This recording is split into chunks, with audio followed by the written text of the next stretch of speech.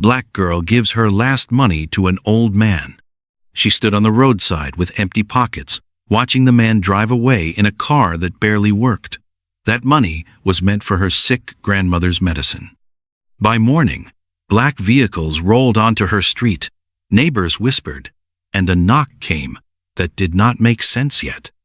Before we go any further, we'd love for you to hit that subscribe button. Your support means the world to us, and it helps us bring you better stories. Now let's begin. The residents of Maple Street like to claim they kept their noses clean, but curtains still twitched whenever Amira walked by. She was the skinny kid in the gray hoodie that swallowed her hands, the one who walked with a forward lean like she was perpetually bracing against a strong wind. She lived with her grandmother, Miss Etta, in the bottom half of a duplex that had seen better decades. The porch list to the left, and the smell of the place was a permanent mix of damp wood, Vicks VapoRub, and whatever neighbor was cooking downstairs.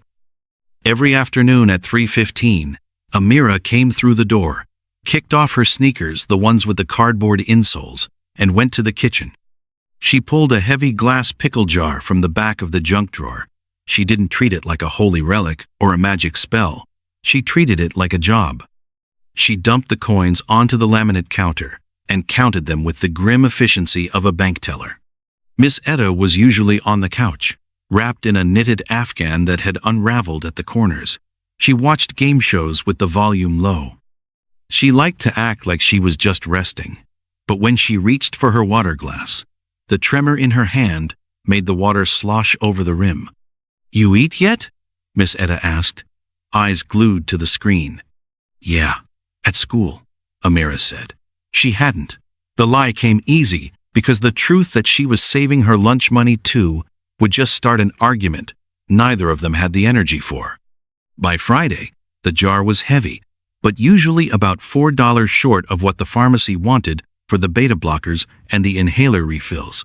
Amira made up the difference at the intersection of 4th and Main, where the rush hour traffic backed up for 3 light cycles. She worked the turning lane.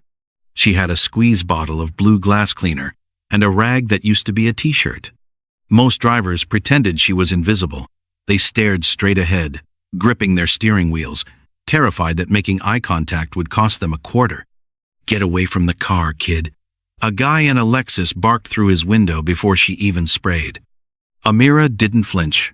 She just capped the bottle and moved to the next sedan. She wasn't out here for dignity. She was out here because the copay was $40 and she only had 36. Outside the corner bodega, 2 neighbors were smoking. "Shame about that girl," one muttered. "Etta's pride is going to kill that child," the other replied, exhaling smoke. "She won't take food stamps, so the baby's out begging in traffic." Amira heard them. She checked her phone, a cracked Android with a battery that died if you looked at it wrong. She ignored the gossip and focused on the math. 4 more quarters. That's all she needed. That night, Miss Etta fell asleep upright, her breath wheezing in a rhythm that made Amira's stomach knot. Amira sat at the kitchen table and stacked the coins. She counted 3 times. She was 50 cents over. She went to the window to breathe. A black sedan was creeping down the street, moving too slow for the neighborhood. It looked lost. Amira pulled the curtains shut. She didn't have time to worry about lost rich people. Saturday dragged. The sky was a flat, bruised purple, threatening rain that wouldn't commit. Amira told Miss Etta she was going to the store for milk. She took the jar. The intersection was chaotic.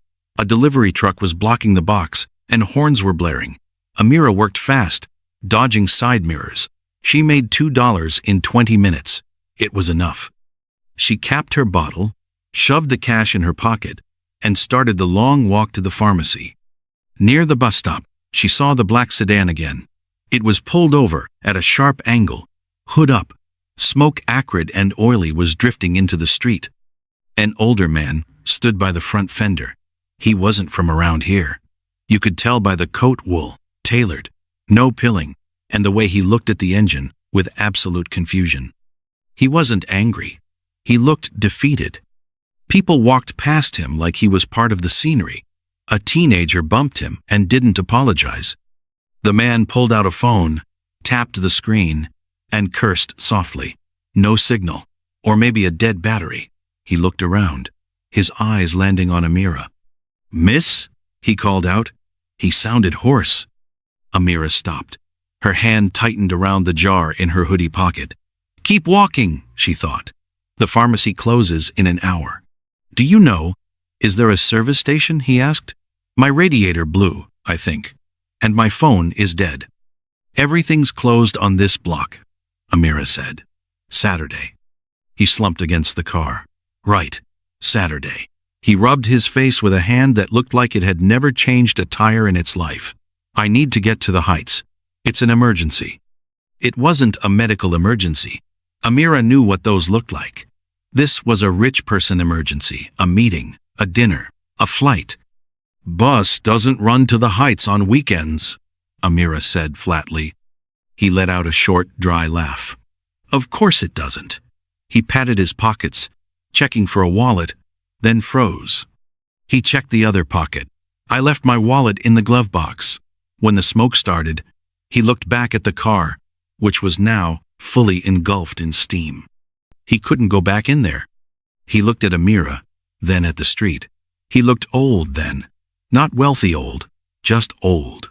His hands were shaking, just a little. It reminded her of Miss Etta trying to hold a spoon. Amira stood there for a long 10 seconds. She thought about the pharmacy. She thought about the wheezing sound in the living room. She thought about how 50 cents had felt like a mountain to climb yesterday.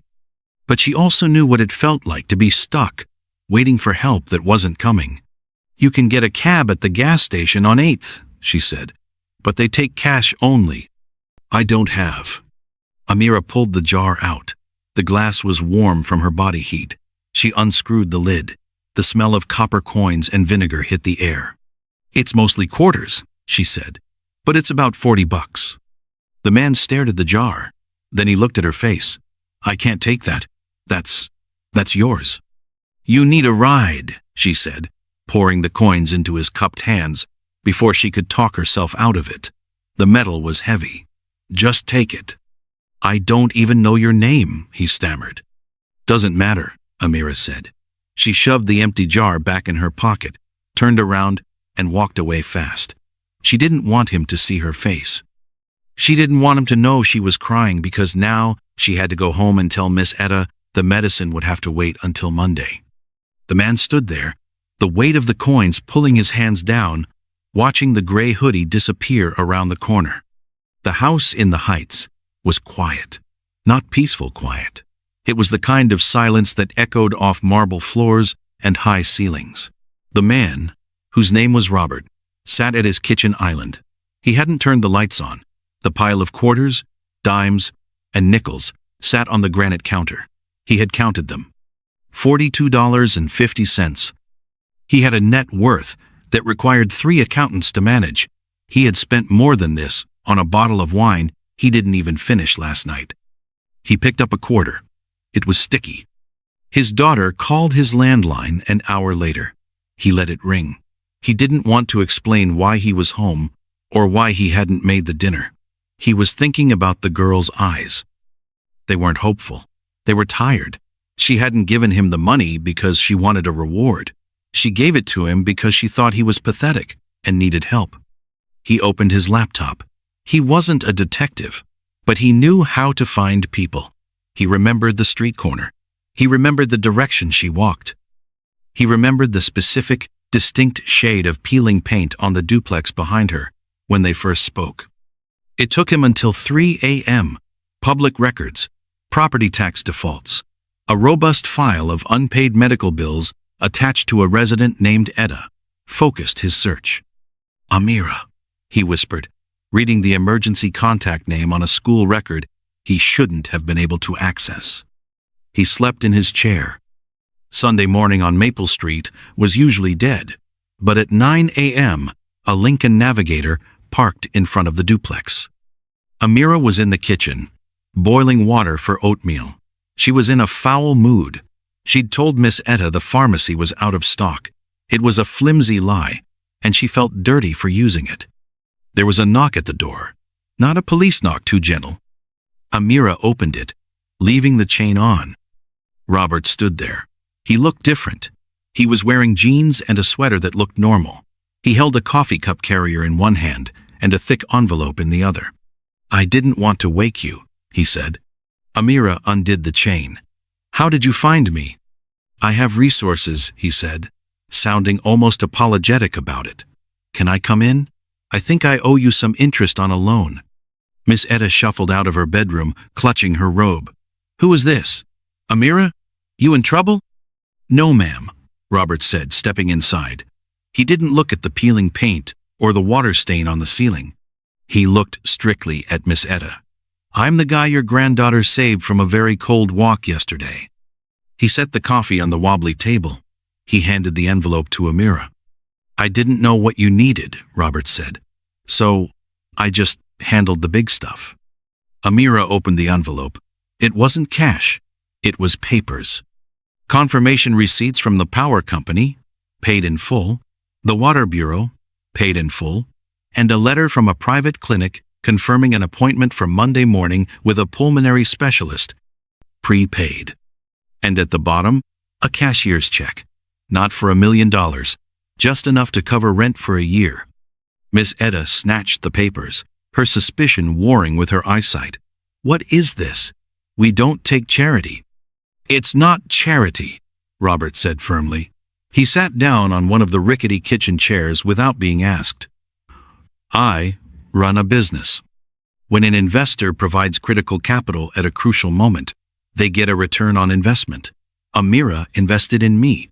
This is just the payout." Amira looked at him. He wasn't smiling like Santa Claus. He looked serious, businesslike. "You stalked us," Amira said. "A little bit," Robert admitted. "I needed to make sure I wasn't writing a check to the wrong house." Miss Etta sat down, the paper trembling in her hand. "The breathing doctor?" she asked, her voice small. "They don't take Medicaid." "They take me," Robert said. Amira put the envelope down. She went to the drawer and pulled out the empty pickle jar. She set it on the table between them. "I want to go to college," she said. "Eventually, not just get by." Robert nodded. "Then we should probably talk about a long-term scholarship fund.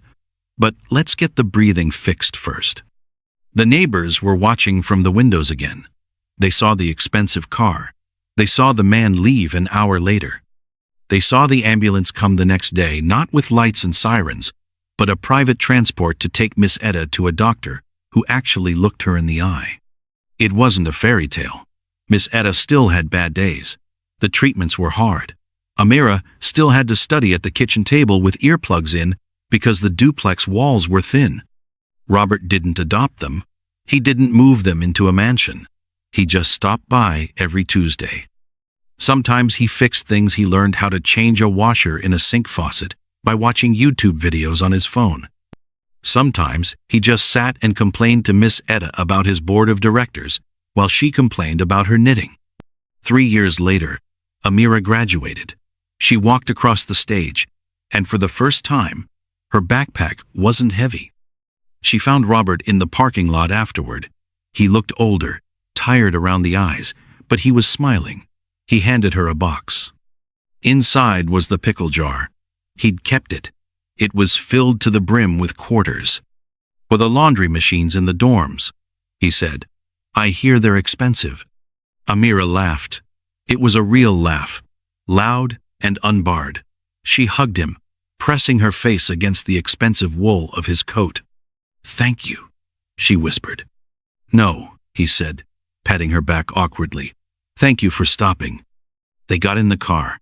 The engine started smooth and quiet, and they drove off Maple Street, leaving the cracked pavement behind, heading toward whatever came next. If this story moved you, remember this. Small choices, made in hard moments, can change more lives than power ever will. Stay kind, even when it costs you. You never know what it sets in motion. Subscribe for more real stories about courage, sacrifice, and quiet victories that deserve to be remembered.